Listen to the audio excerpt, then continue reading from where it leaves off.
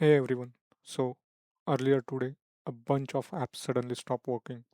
Websites were loading super slow, and half the internet felt broken. You guessed it. AWS had an outage. And when Amazon Web Services sneezes, the whole internet catches a cold. Now, for those who don't know, AWS or Amazon Web Services is the backbone of the internet. It hosts thousands of websites and apps from Netflix and Zoom to small startup and even banking system.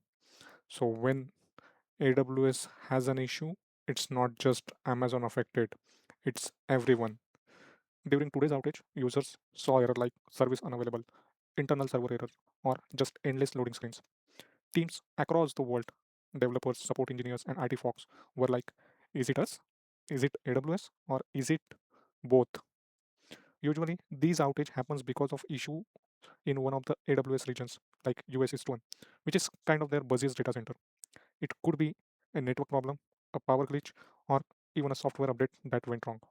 Imagine AWS like a giant power grid. If one section goes down, everything connected to it start flickering too.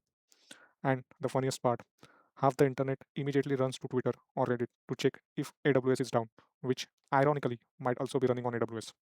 Small businesses lose sales, delivery apps can't take orders, developers can't deploy code, and users just stare at the error message like 500 internal server error, or what does that even mean?